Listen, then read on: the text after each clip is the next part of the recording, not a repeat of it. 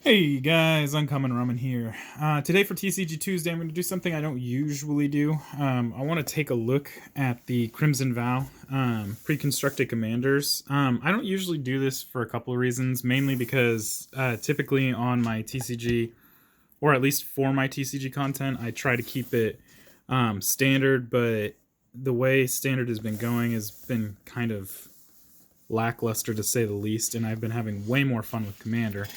But I just wanted to see what was inside these, and I know that I probably am not the only person who hasn't pulled the trigger on these guys yet, because, you know, you want to know what's inside. So, without further ado, we're going to take a look inside. I think we're going to do Millicent, the Restless Revenant first. So this is supposed to be a spirit deck. We're going to be creating spirits and casting spirits in order to overwhelm our opponent. Plus, it makes Millicent cost less. Typically, she costs 7 to cast, and if you put on top of that the commander tax for every time she ends up in the command zone, she can get pretty expensive, but she costs 1 less for each spirit you control, and it doesn't say non-token spirit. So, my guess is that we want to be pretty aggressive with her. Let's just open this guy up.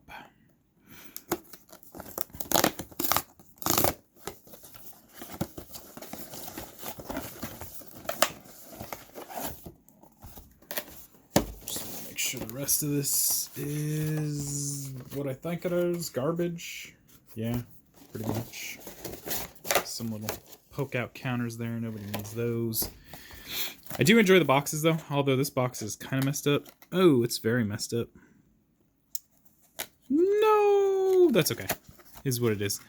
I don't have sleeves right now, so you're just going to have to bear with me. I'll be gentle. Little life counter. I like the bat on this side.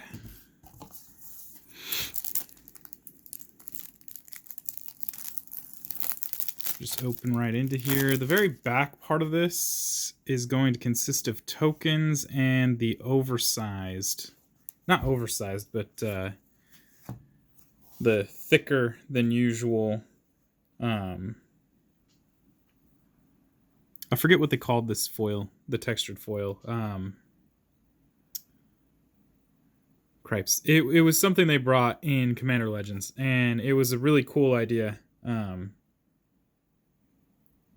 But they only did it for the one set, even though they do it for the for these cards. You know, they're not really playable cards. Then we have our tokens. We've got some spirits, some copies, some thoughters, angels, more spirits, more spirits. Cool. All right, so we have Millicent, Restless Revenant. Costs 1 less for each spirit you control. Has flying.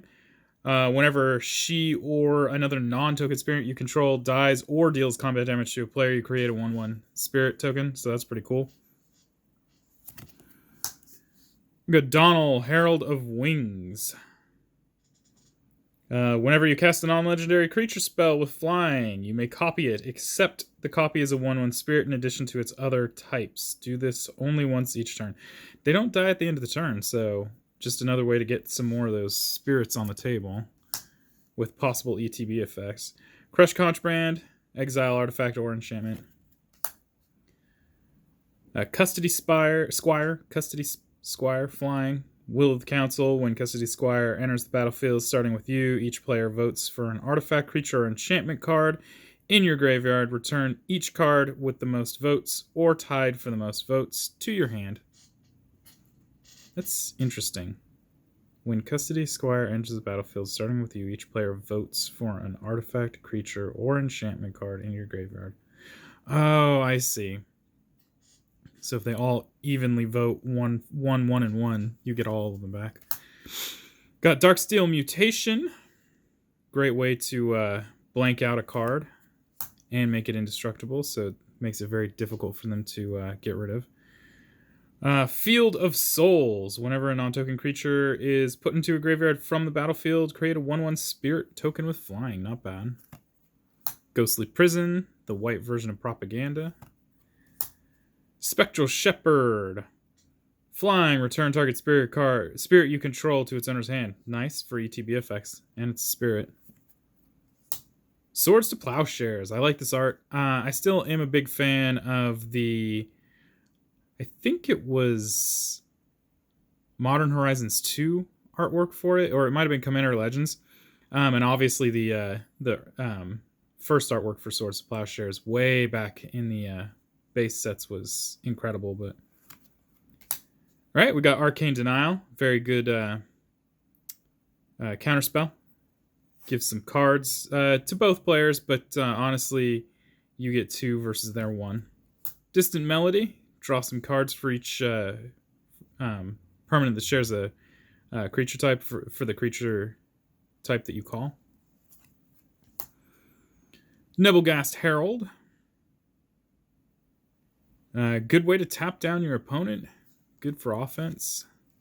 Reconnaissance Mission.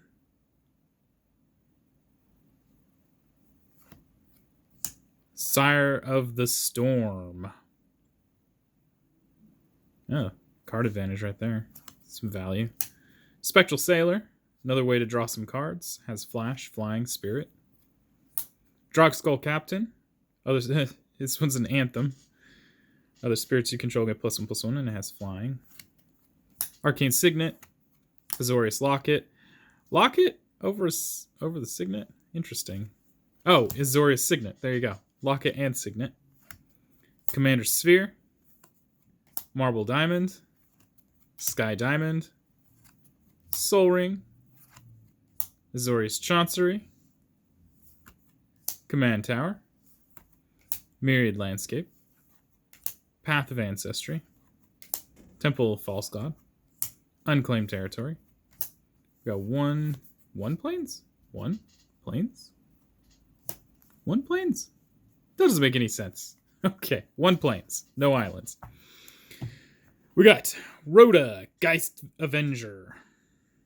Just partner with Timon Youthful Geist, and it's a 3/3 Vigilance for 4. Whenever a creature an opponent controls becomes tapped, if it isn't being declared as an attacker, put a +1/+1 counter on Rhoda.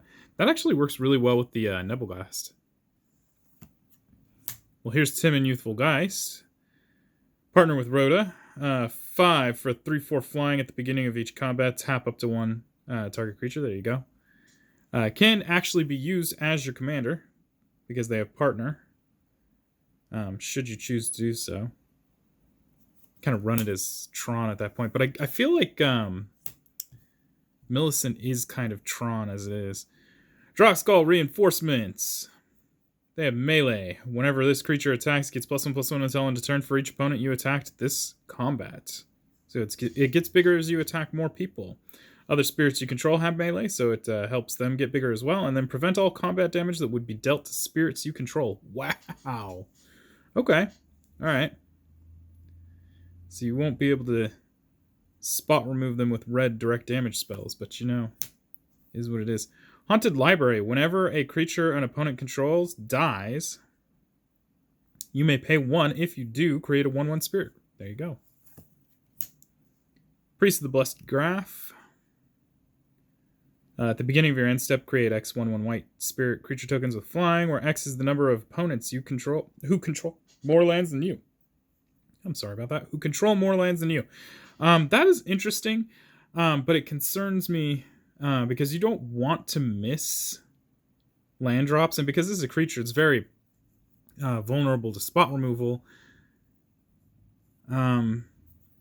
It's interesting. It could be really helpful in the right times. We've got Storm of Souls. Return all creature cards from your graveyard to the battlefield. Each of them is a 1/1 spirit with flying, in addition to its other types. Exile Storm of Souls. So a very interesting way to get everything back on the field as 1/1 spirits, while still triggering ETB effects. So that's pretty cool. Okay, we have Sudden Salvation. Choose up to 3 target permanent cards in your graveyard, or in graveyards that were put there from the battlefield this turn. Return them to the battlefield tapped under their owner's control. You draw a card for each opponent who controls one or more of those permanents. That's interesting.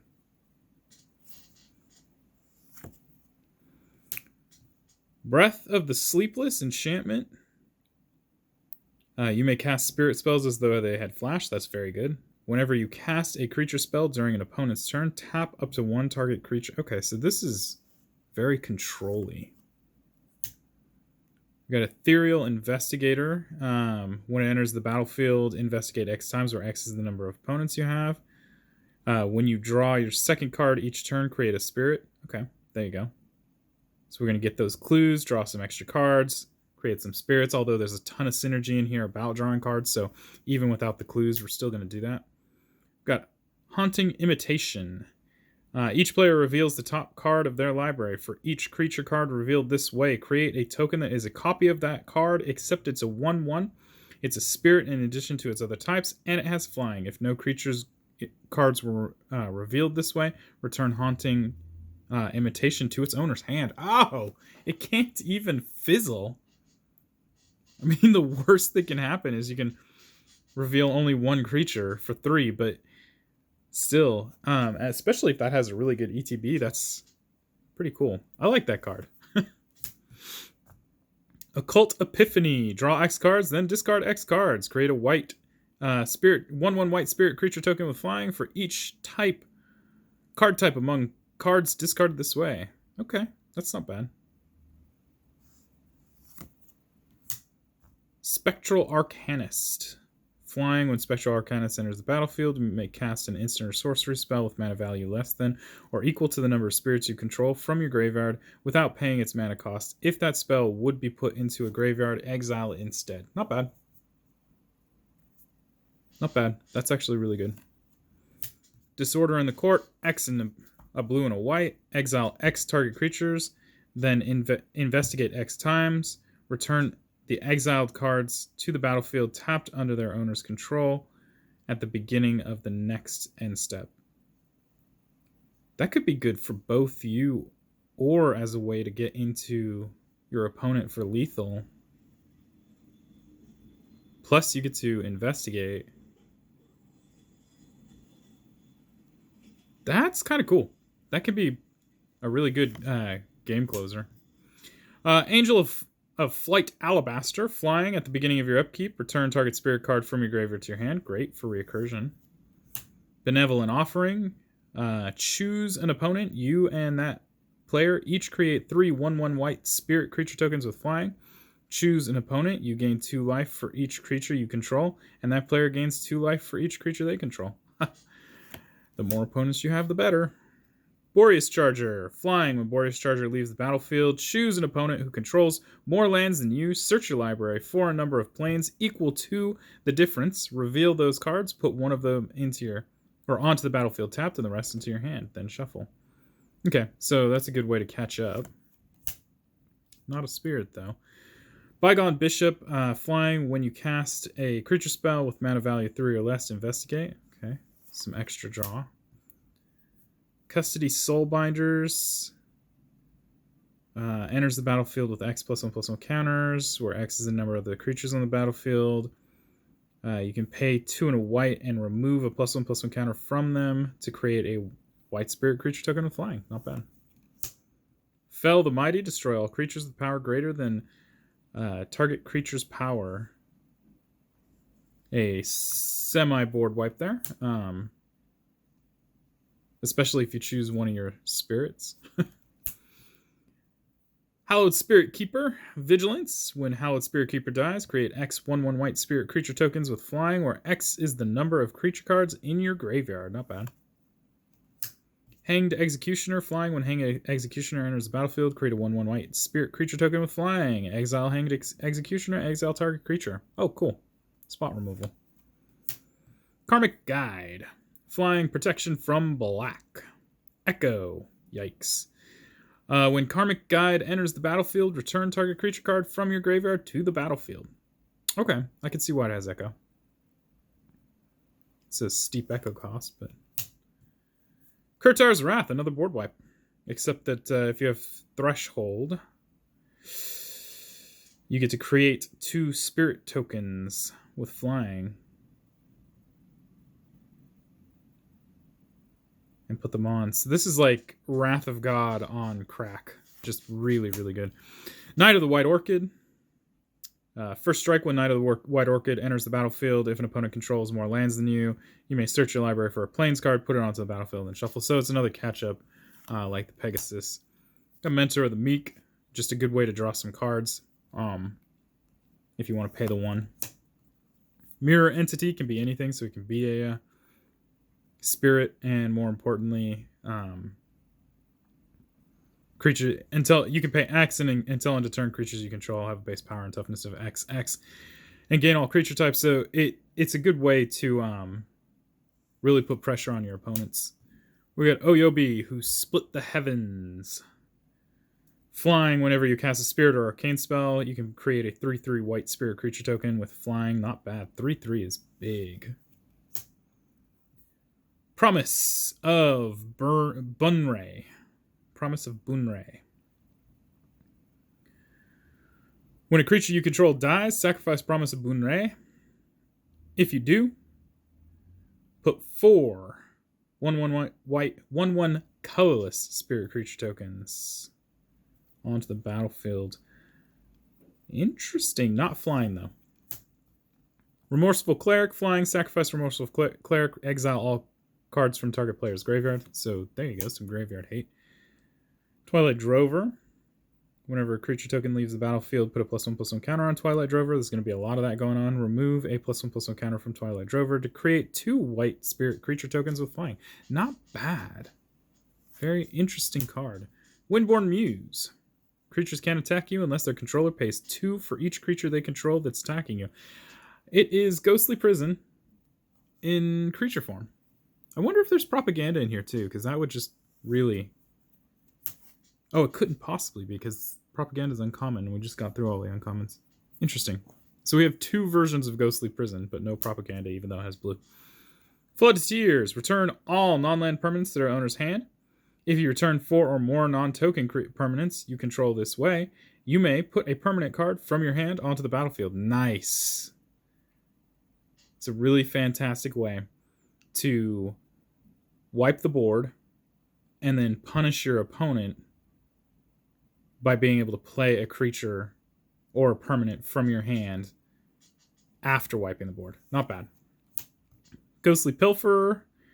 When it becomes untapped, you may pay 2 if you do draw a card. Interesting. Whenever an opponent casts a spell from anywhere other than their hand, draw a card. Discard a card. Pilferer can't be blocked this turn.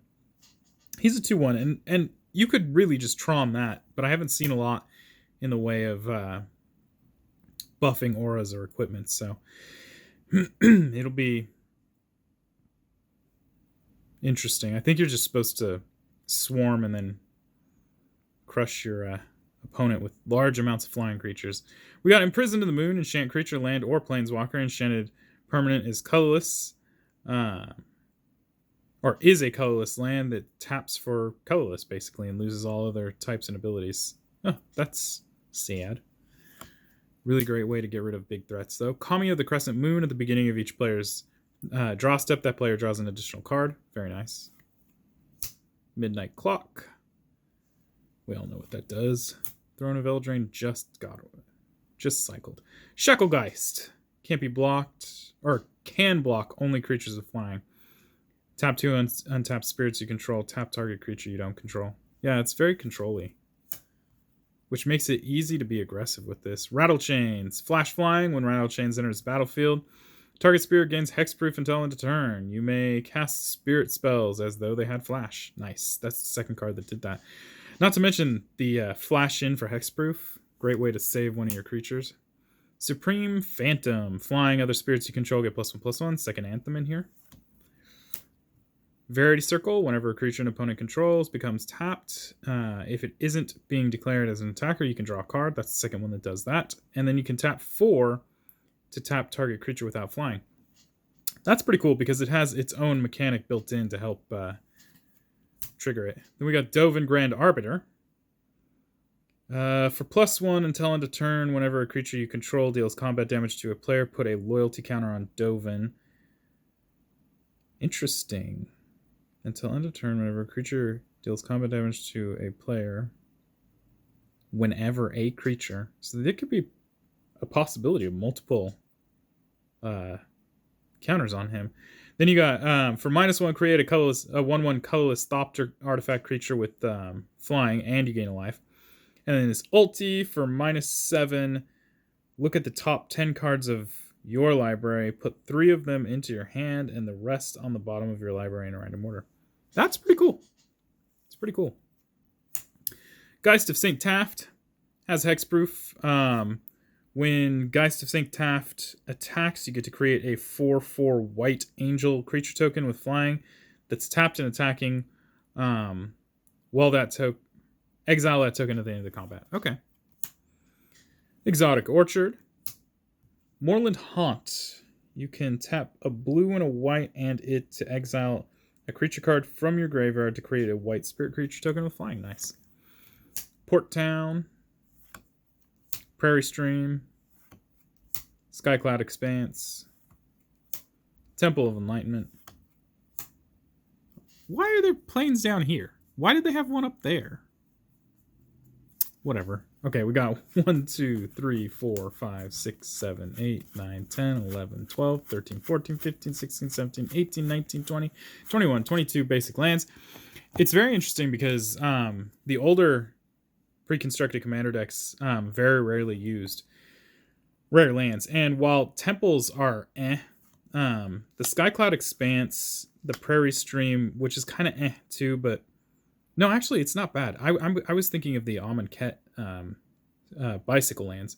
Prairie Stream and Port Town aren't bad rares. They're probably being printed to oblivion, so they're cheaper now, but I imagine there was a time where these guys were $4 or $5 a piece, just because they're not terrible cards. So that is Millicent, what is she? The Restless Revenant. Now we're going to take a look at the Struffin Mar Progenitor. Struffin Mar Progenitor is a vampire deck. So this one, I imagine, and I could be very wrong about this, should be relatively reminiscent to the old Edgar Markov. This one was wrecked too. What? Yeah, the old Edgar Markov deck, I think.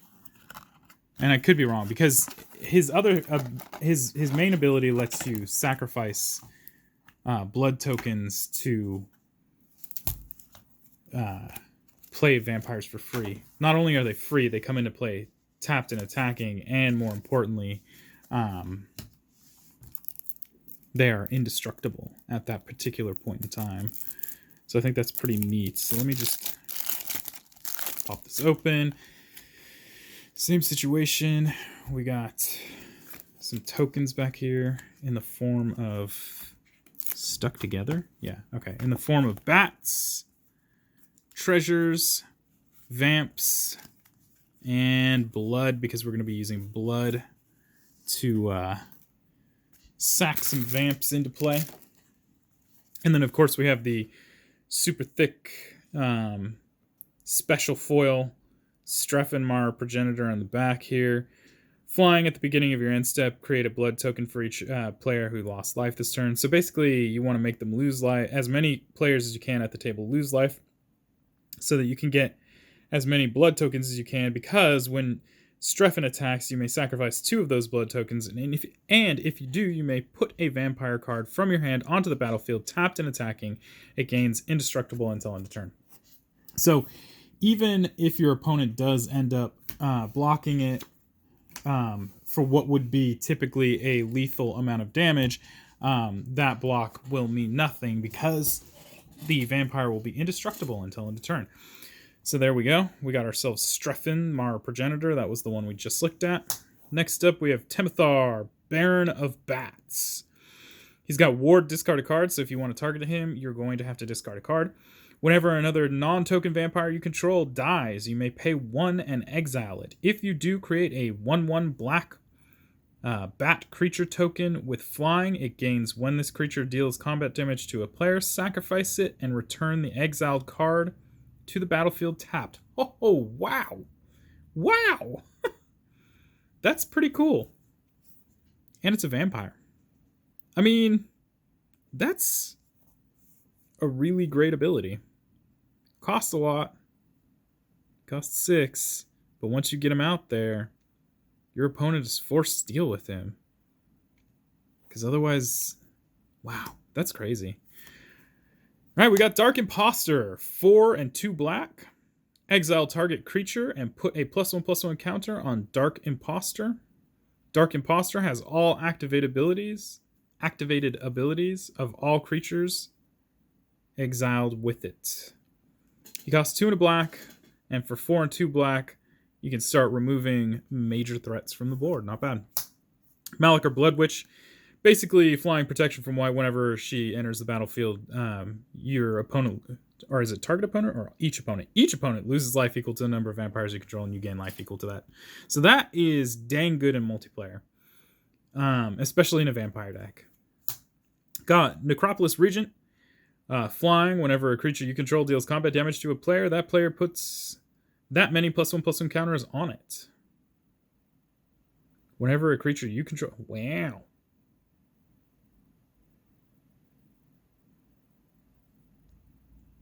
That's pretty good.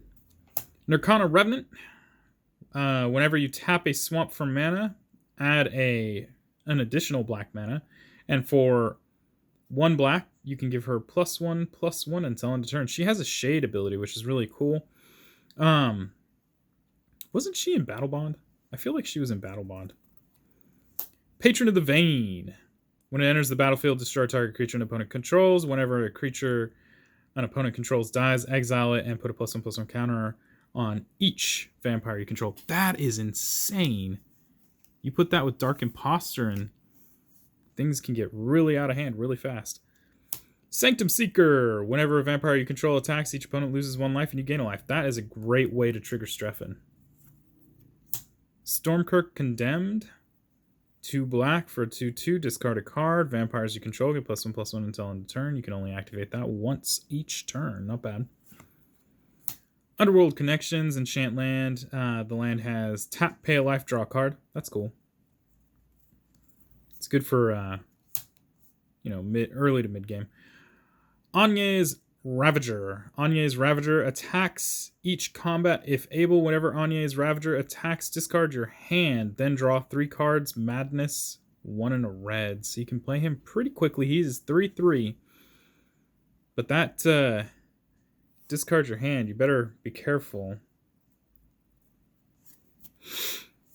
Avacyn's Judgment. Madness. X and a red. Avacyn's Judgment deals 2 damage divided as you choose among any number of targets. If the spell's Madness cost was paid, it deals X damage divided as you choose among those permanents and or players instead. That's cool. Kind of works like a earthquakey board wipe type deal, except that Earthquake can't hit flying and deals X damage to each creature, whereas this one deals X damage divided as you choose. So it's interesting. Then we got Blasphemous Act. All right. 13 damage to each creature, and it costs 1 less for each creature in play, so very good board wipe. Bloodsworn Steward.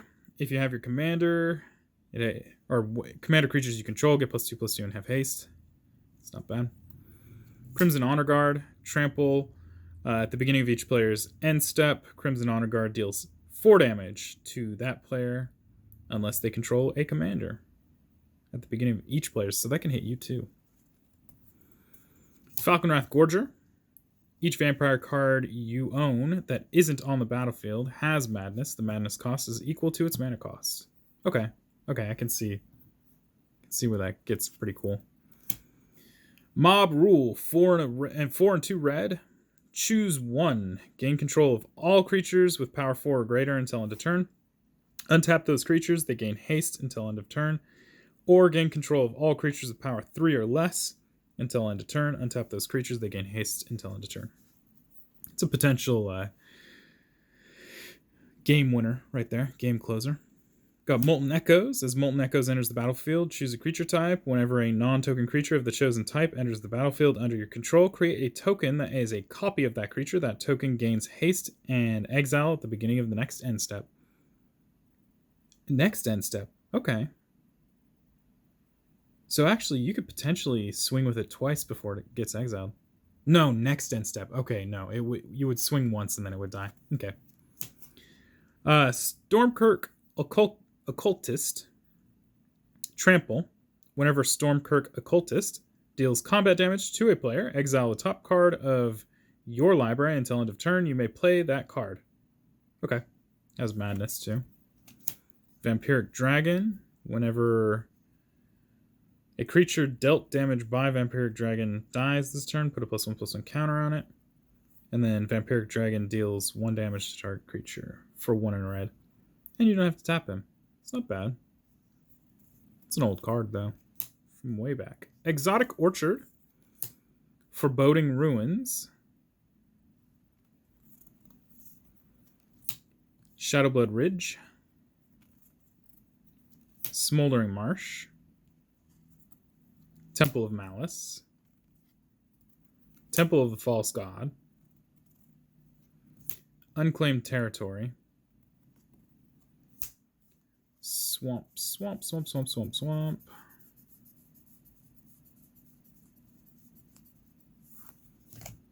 Mountain. All right, we got Blood Tithe Harvester. Ancient Carving. Draw 3, lose 3. Blood Artist. Whenever it or another creature dies, each opponent... Is it each opponent? Target player loses 1 life and you gain 1 life. Bloodline Necromancer, lifelink. When it enters the battlefield, you may return target vampire wizard creature card from your graveyard to the battlefield. Not bad.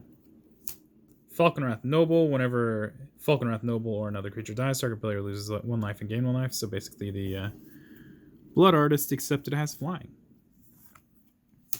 Feed the Swarm. Destroy target creature or enchantment at opponent controls. You lose life equal to the permanent's mana cost. Indulgent Aristocrat. Lifelink. Tap 2, sacrifice a creature, put a +1/+1 counter on each vampire you control. Wow. Night's Whisper. Draw 2, lose 2. Urge to Feed. Target creature gets -3/-3 until end of turn. You may tap any number of untapped vampire creatures you control. If you do, put a +1/+1 counter on each of those vampires. Okay. Vampire Nighthawk, one of my favorite vampires. Flying Death Touch lifelink, 2/3 for 3. Rakish Air. When a vampire you control deals combat damage to a player, put a +1/+1 counter on it. Stenzia Masquerade. Attacking creatures you control have first strike. Whenever a vampire you control deals combat damage to a player, put a +1/+1 counter on it, and it has madness. So this is kind of a mixture of madness and buffing vampires. Vandal Blast. Destroy target artifact you don't control. Overload. Destroy all artifacts you don't control. Rakdos Charm. Exile all cards from target player's graveyard. Destroy target artifact, or each creature deals 1 damage to its controller. Stormkirk Captain. First strike, other vampires you control get +1/+1 and have first strike. It's a super good anthem. Arcane Signet. Charcoal Diamond. Commander's Sphere. Fire Diamond. Rakdos Signet.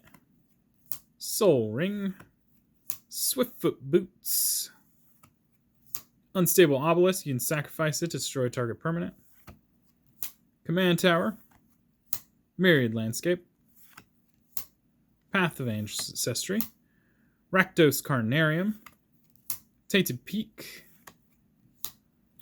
Crossway Troublemakers. Attacking vampires you control have Death Touch and Lifelink. Whenever a vampire you control dies, you may pay 2 life. If you do, draw a card. Okay. Not bad. Glass Cast Heart.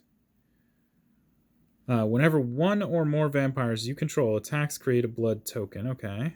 Pay 1 black, tap this, pay 1 life. Create a 1/1 white and black vampire creature token with lifelink.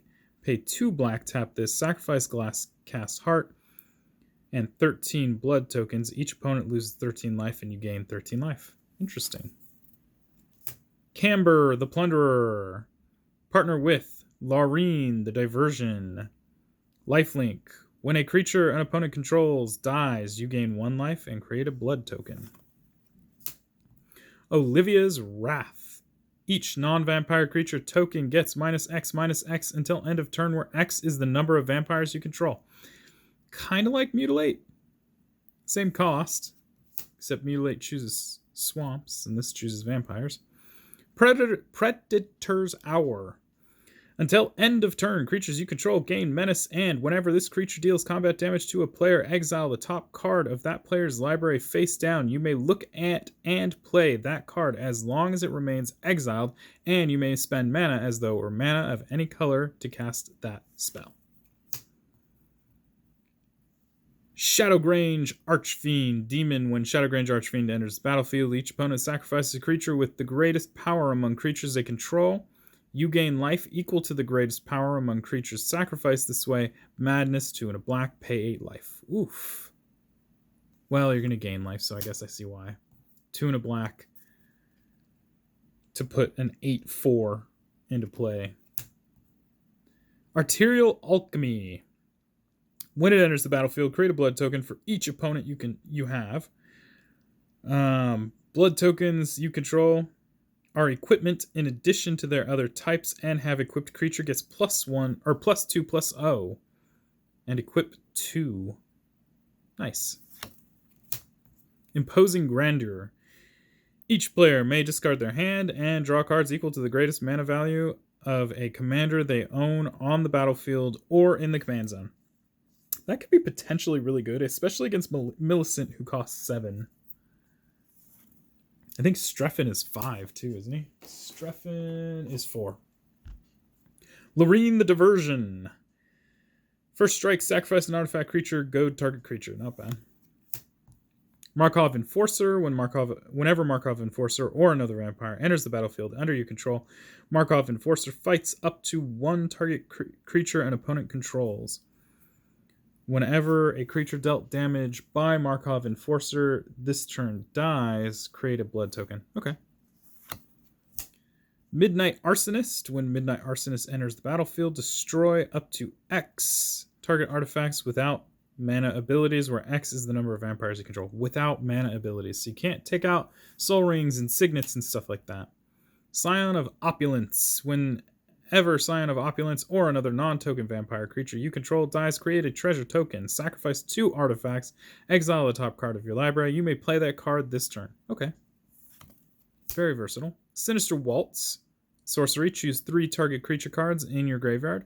Return 2 of them at random to the battlefield and put the other on the bottom of your library.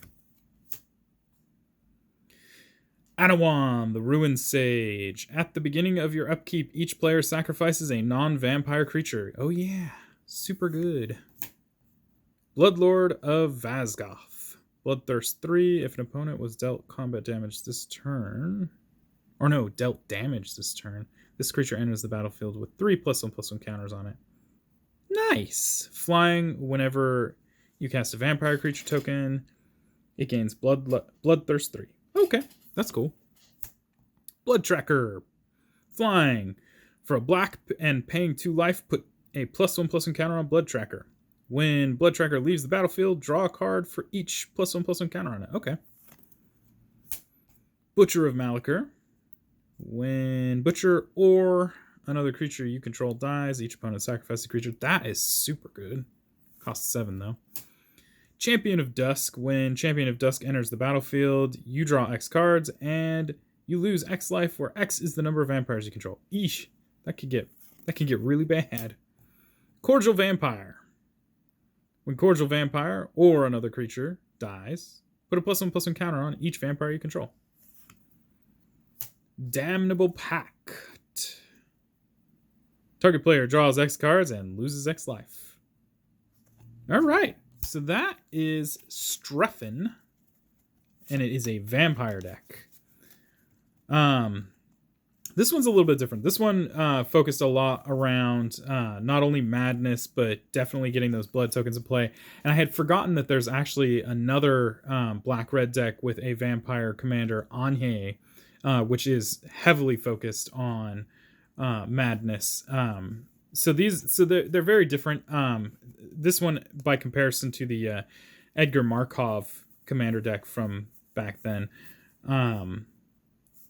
it's a completely different deck, despite the fact that they're both vampire oriented. This one focuses on a different concept than that one, where we're trying to get big value vampires onto the battlefield much earlier than they should be using Struffin's ability. So there you go. If you like the video, please like and subscribe. And if you have any comments or questions, leave those down below and I will get back to them as soon as I can. And if you feel the need to support me, check out my Patreon at patreon.com/uncommonramen. The U and the R are capital. I do this in my free time, so any amount of support will make this so much easier for me, and I can bring more of this content to you. So yeah, until next time, guys, peace.